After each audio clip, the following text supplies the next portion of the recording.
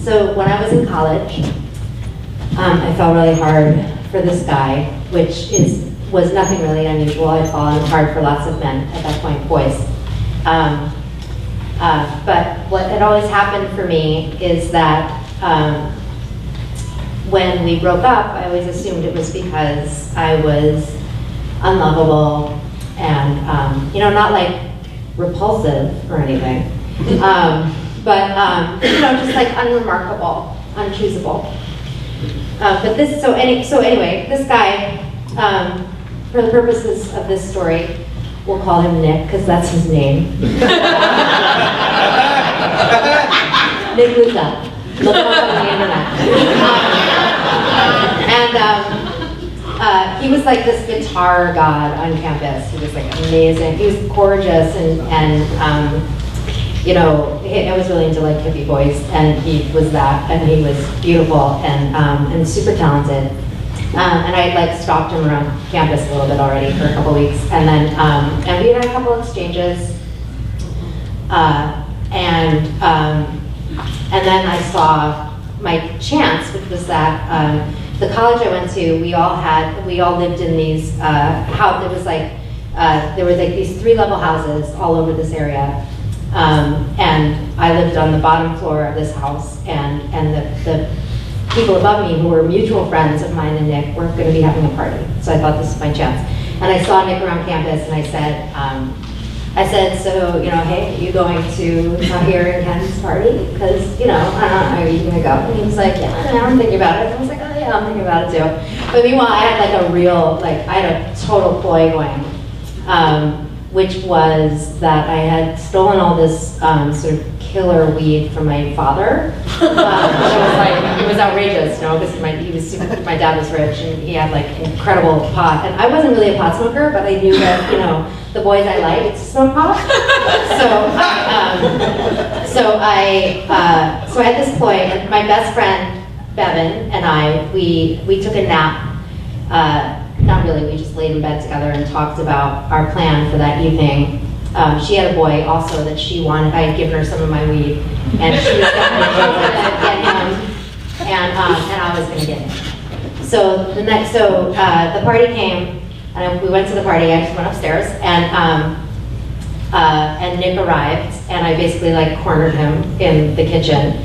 And I asked him if he wanted to get high, and he was like, yeah, I totally want to get high. And I was like, oh, well, okay, we're gonna have to go downstairs to where I live. And he was like, oh, okay. And so we went downstairs and into my bedroom, and we got high, but then one thing led to another, and we wound up spending 48 hours together in bed. And I don't know if any of you guys have had those kinds of experiences. I hope you have.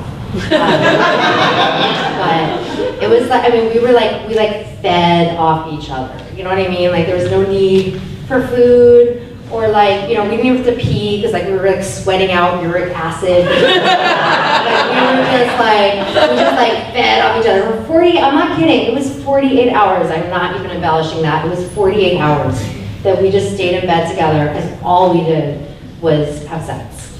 And at the end of 48 hours, he was like, maybe we should eat something. And I was like, okay. It never would have been me to suggest that. I probably would have died, But so we took a shower, and we went to this. I remember we went to this Thai restaurant. It was really funny because there were utensils and chopsticks, and I was like, do I even have opposable thumbs? I don't even know what to do with this stuff. I was just I was just all animal. I didn't even know how to engage in human culture anymore. So anyway, we ate this meal, and then he left. And for the night, I didn't hear from him for a week, and I was starving for him. You know what I mean? There's those chemicals that run through your brain, and I was craving him and hungry, and the hunger was growing, and it was I was a wreck. So one day in the midst of my craving, I was cleaning up my room because I didn't know what else to do, and I found something.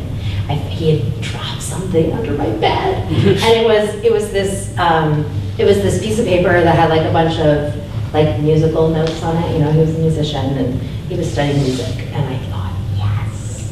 So I went to the student center, and you know, this is pre-cell phone, so I like used the payphone and called the operator of the school and found where he lived, and I called him. And I told him that, you know, like, hey, remember me? So you left something, it looks really important. You left in my room. And so he said that he would come by that night. So I prepared myself by putting on, like, you know, my like pre-ripped jeans and like this like stretched out like thermal thing that like when I reached up, you know, with like my belly and, you know, like trying to look like I didn't try at all to look this good, but like I just happened to look this good. And he showed up, and we spent the next 48 hours together again. And this time we were together, and that was it. And we were just wild for each other.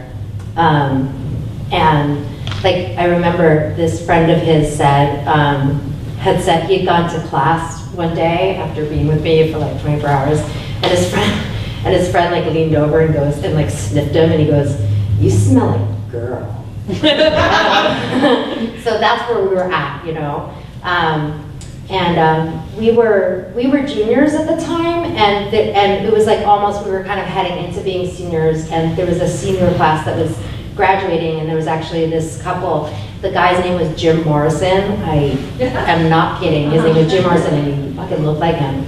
And his girlfriend's name was Story. Like, and she was all like cooked out all the time and beautiful, and they were always like lounging all over the place, but they were like the hot couple of campus, and they were graduating, and it was very clear that Nick and I were like the next Jim and Story, you know?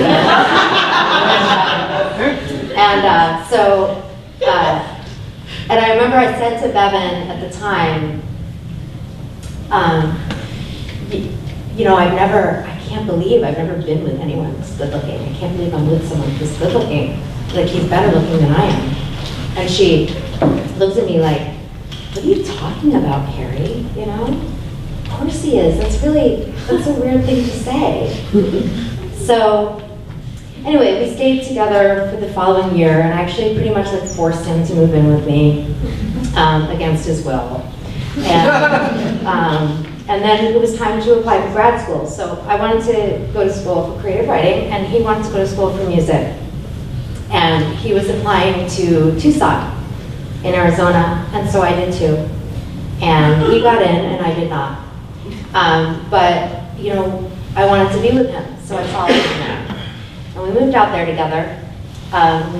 We rented a house, and he, you know, a couple weeks later, he started school, and I started a part-time job at the bookstore there, the university bookstore.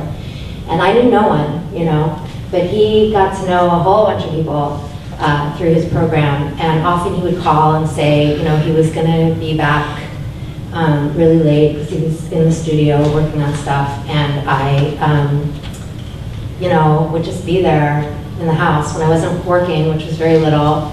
I was just alone in the house, and I would just sort of walk around and not sure what to do with myself. I mean, I would literally like my highlight of the day was when the mail came, because I was waiting for something, you know, and I didn't know what it was, but I was waiting for something. So meanwhile, Bevan had moved to Portland, and with a few other of our friends here from college, and so I decided that that's exactly what I needed. So I came up here to visit her. And the first night I was here visiting her, we went to Panorama. Do you remember Panorama? Yes. It closed in like 2001, but anyway, it was a dance club. We went to Panorama, and they brought along some friends of theirs who I didn't know. And one of them was this guy who I will not reveal his real name, who we'll call John. And because, you know, he still lives here somewhere. And John was, you know, another gorgeous hippie boy, and he was very flirtatious with me, and we started dancing. And then we started kissing. And all of those feelings came flooding back. You know, it was like exactly what I needed. I had been like empty and like feeling unseen. And oh my God, I'm so far from the end of the story.